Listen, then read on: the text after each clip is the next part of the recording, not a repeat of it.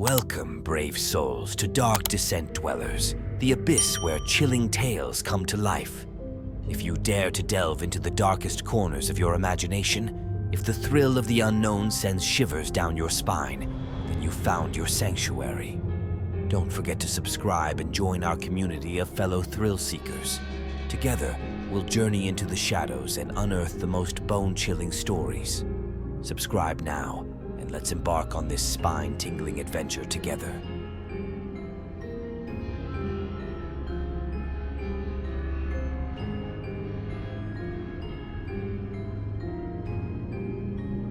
The evening sun was dipping below the horizon as I looked out my bedroom window at the neighborhood below. It was Halloween night in our quiet suburban town, and kids were already running door to door in search of candy, their costumes glinting faintly in the fading light. I watched them enviously, knowing I should be down there too instead of up in my room, putting the finishing touches on my makeshift cloak and mask costume. I examined myself in the mirror and sighed. The dark cloak hung loosely on my slender frame, the deep hood shadowing my face from view. For most girls my age, Halloween was one of the best nights of the year, a chance to dress up, socialize, and just have fun. But for me, the painfully shy 17-year-old loner, it was something to dread. I already struggled enough at school every day. The thought of going out and attempting to interact with my peers in this kind of party setting made my stomach knot. "Sarah!" I heard my mom call from downstairs. "It's time! Are you ready?" I closed my eyes and steeled myself before heading down. My parents, John and Mary, stood waiting eagerly by the door, smiling when they saw my costume. I could tell they were hopeful this night would bring me out of my shell a little. If only they knew the truth. "Oh, sweetie, your costume looks great," Mom said enthusiastically, adjusting my hood and beaming. She was dressed up too, as a witch, while Dad had on a cheesy plastic Batman mask. I managed a weak smile back. Their support meant everything, even if they didn't really understand me. "Have fun tonight, kiddo. Talk to some of your classmates, make some new friends," Dad added with a gentle pat on my back. My stomach sank. That was exactly what I feared. We headed out and began making the rounds through the neighborhood. All around us were familiar faces from my high school, laughing and chatting in groups, showing off their costumes. I kept my gaze lowered and my mouth shut, uncomfortable as always around my peers. A few called out greetings to me. I returned them briefly before returning to the safety of my anonymity under the cloak. Before long, I'd fall into the back of the pack, allowing the distance between myself and the others to widen bit by bit. I knew my parents were keeping an eye on me, but I needed space to breathe on a suffocating night like this. As we turned down an unlit wooded trail between neighborhoods, I spotted my chance to slip away unnoticed. I slowed my pace further, letting the darkness swallow up the boisterous groups ahead until their voices faded away completely, leaving nothing but blissful silence. The trail wound deeper into the woods, leaving the houses behind. I knew these paths well, having walked them often to clear my head and enjoy the peaceful solitude offered here. Despite the complete darkness and isolation, I felt at ease, almost happy. No forced conversations or awkward interactions, just me and my thoughts. The chill autumn air was crisp and refreshing. Above, the black sky twinkled with stars through the bare tree branches. I lifted my hood back, letting my long hair spill out. Out here, I could remove the mask I wore day after day and be myself. A sudden crack of branches in the darkness behind made me whip around in alarm. The woods were pitch black and utterly silent now, my classmates long gone ahead. Peering down the trail, I could see nothing but sensed something was amiss. Then I spotted them, two glowing red eyes staring back at me from the trees, hovering several feet off the ground. My blood turned to ice in my veins. Whatever that creature was, it wasn't human. I took a step backwards, keeping my eyes locked on the malevolent gaze. Again, a twig snapped under an unseen foot, this time closer. My instincts screamed at me to run, but my legs felt leaden, paralyzed by an overwhelming rush of fear. The red eyes crept toward me, their owner still concealed in shadow. As they drew closer, the shape of a massive reptilian creature began to emerge, slick black scales, sharp claws, teeth like daggers. It was hauntingly real, alive, not some costumed prankster, and it was stalking me. Some deeply rooted primal urge for survival suddenly broke through the icy grip of terror. I spun on my heels and sprinted desperately up the trail, the creature hot on my heels. I could hear its heavy footfalls and guttural snarls, driving me onward in blind panic. It was impossibly fast, closing the distance between us in seconds. I risked a frantic glance back, only to see it lunge straight for me, claws extended.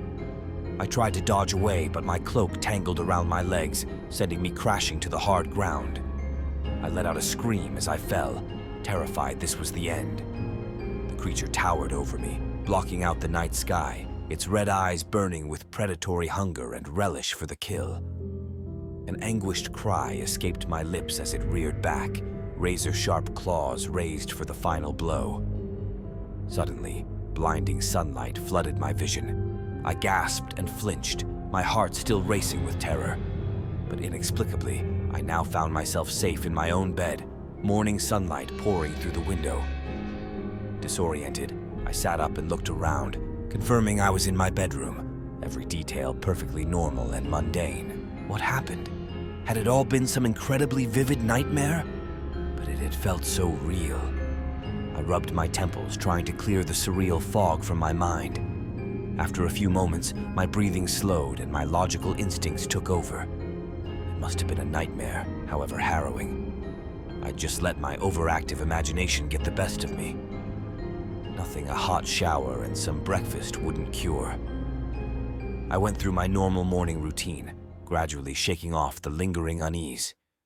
By the time I went downstairs, the details of the nightmare were already blurring into abstract images and feelings, the way dreams do in the light of day.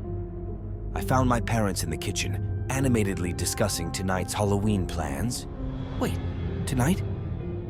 A wave of confusion and dread washed over me as I stopped short in the doorway. What do you mean tonight? Isn't it November 1st? I asked tentatively. My parents paused and gave me puzzled looks. No, it's the morning of Halloween, my mom replied. Are you feeling okay? But I wasn't listening anymore. No, it wasn't possible. It had to have been real if today was still Halloween, which meant that creature, that vicious attack in the woods, somehow it had actually happened. I staggered back from the table, my mind reeling. Sarah? My mom asked with concern and rising alarm. What's wrong? I just shook my head, unable to respond, and ran back up to my room, locking the door behind me. This couldn't be real. Time couldn't have just reset back a day. That defied everything I knew about reality. I must be losing my mind. I paced my room for who knows how long, wrestling with the impossible yet undeniable evidence. Eventually, I knew I had to test if what I remembered was true. I changed clothes and headed reluctantly to school, dreading confirmation of my insane-sounding suspicions. The moment I stepped through the doors, the certainty hit me like a truck. I knew this day already. Every event, conversation, mundane detail was déjà vu, exactly as I'd experienced it just yesterday, or what seemed like yesterday. The jarring overlap of memories slowly crushed any last hope that this was all some kind of prolonged, vivid daydream. Whatever had happened last night, I was now stuck in a loop, cursed to relive October 31st over and over endlessly. Despair washed over me as I slumped at my desk in first period. What fresh hell had I woken up in? How could I ever convince anyone of the impossible truth?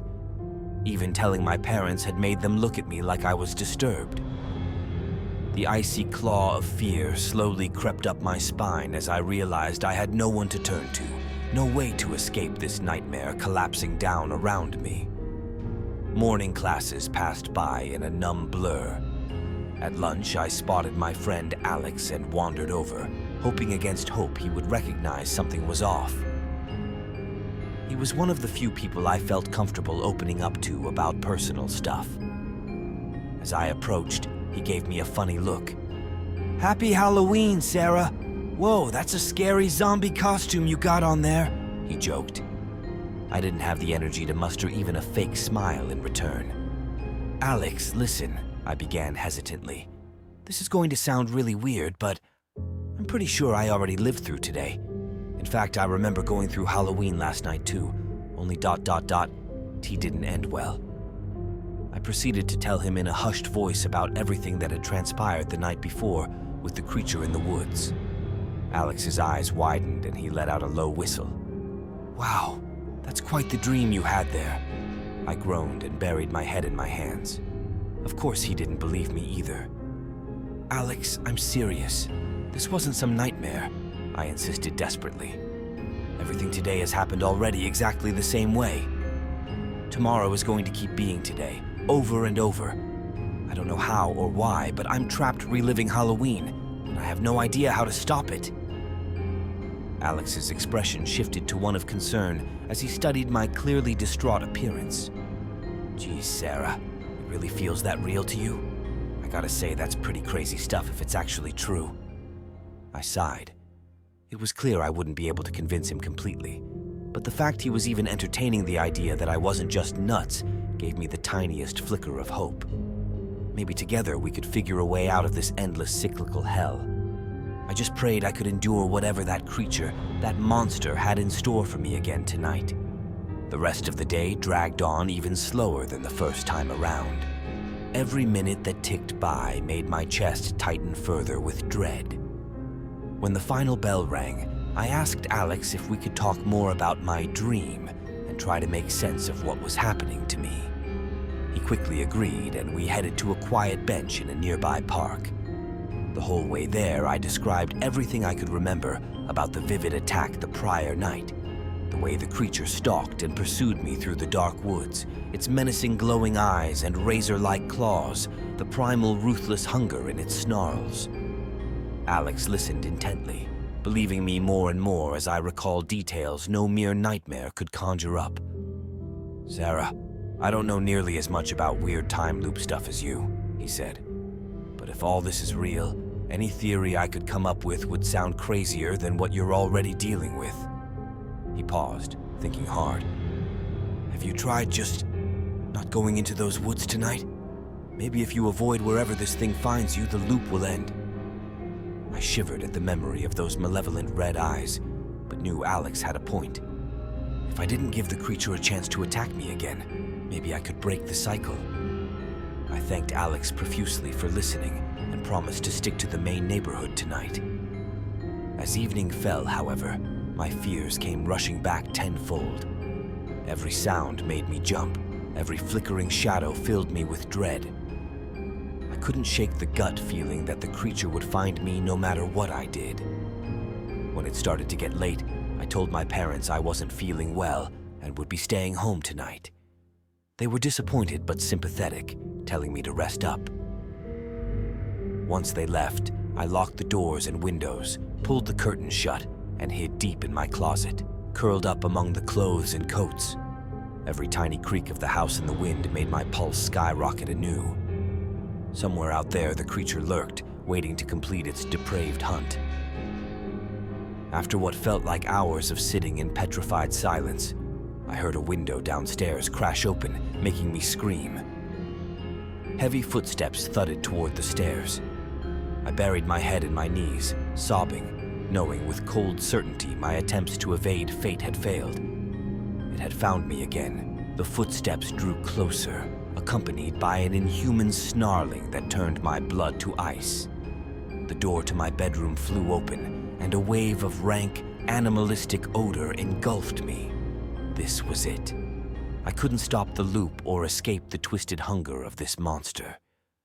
As the closet door ripped away, revealing two glowing red eyes inches from mine, I cried out in hopeless despair, feeling my sanity begin to slip away. The last words that echoed through my mind before the beast's claws tore into me were, "I'm sorry, Alex." Just like that, I was back again, starting the day over. The shock and horror of the attack still clung to me like cobwebs, as I jolted upright in bed, screaming. I broke down, the utter helplessness finally too much to bear. Whatever this thing was, it could find me anywhere, any night, for as long as it desired. I was its plaything, trapped in a sadistic game I had no chance of winning.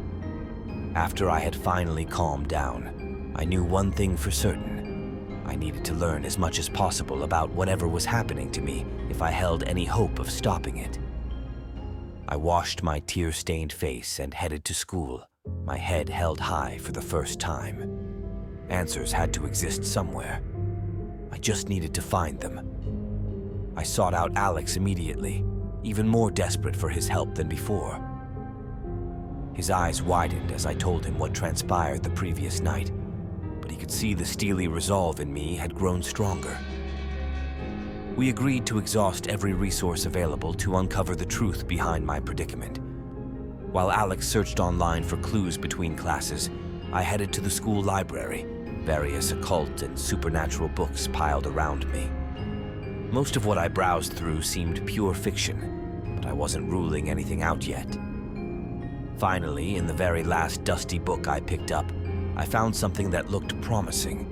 A Greek myth about a vengeful creature called the Chronobeast, which could control time itself when summoned. I excitedly showed the passage to Alex at lunch. "Sarah, if this thing is real, we're dealing with powers neither of us understand," he said quietly. "But I'm with you no matter what. We'll keep searching until we find a way to break this spell." Alex's words lifted my spirits and rekindled my small but stubborn flicker of hope. Together we could unravel this mystery. I would stop at nothing until I understood how to defeat the Chronobeast and free myself from its grasp. Over the next several weekly loops, I cautiously but persistently tried approaching others for help. I attempted to warn my parents, teachers, even the principal, Mr. Jones, about the fate awaiting us that night, but at best they dismissed It became clear no adult would believe something so far-fetched without evidence, but they also refused to heed my warnings to stay indoors, instead encouraging me to go out celebrating like a normal teen. But I knew nothing about this endlessly repeating holiday was normal for me anymore. My last resort was the kindly Sheriff Jackson. He always had a reputation around town for listening with an open mind. So the next loop, I went straight to his office after school and hesitantly told my story. He listened intently, asked thoughtful questions, and told me he would ensure extra patrols were stationed around neighborhoods that night, just to be thorough. I thanked him. My spirits lifted, knowing I had done all I could to minimize casualties, while I focused on finding a permanent solution. Even if he didn't truly buy into my impossible claims, just having an adult hear me out was validating. I clung tightly to the hope it would be enough as I turned my attention toward preparing to confront the Chronobeast head-on before the next reset. Each new repeat of October 31st allowed me to perfect my execution. I stockpiled supplies, flashlights, rope, a field knife. I mapped out an isolated area I could lure the creature to so we would be alone and undisturbed.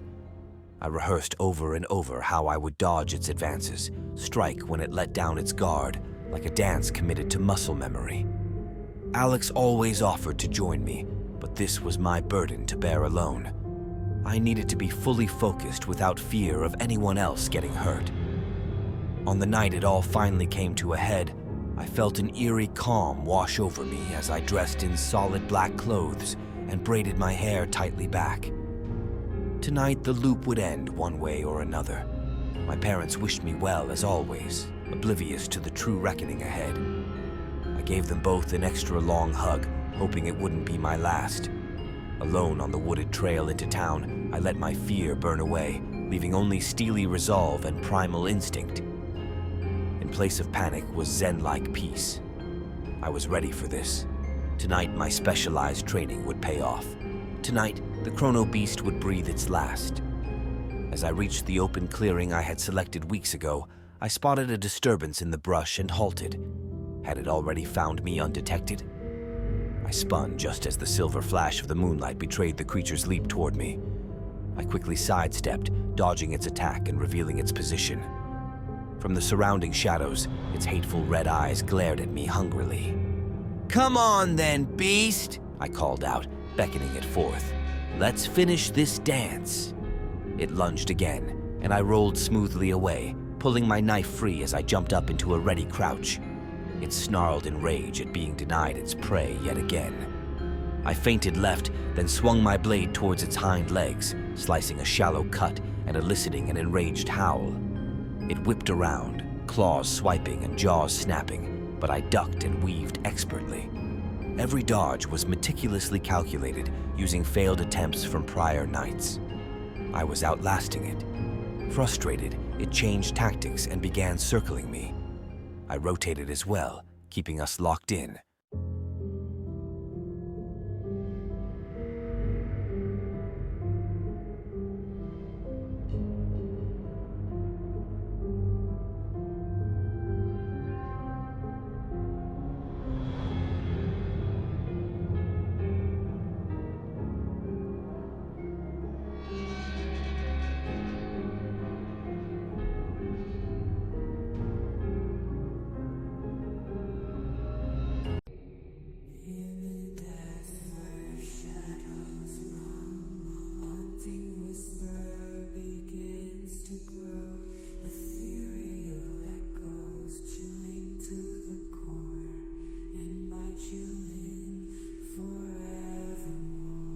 Subscribe for more, lose yourself in the abyss. Embrace the darkness with every single twist. Dare to descend into the unknown. Explore the void where nightmares are sown.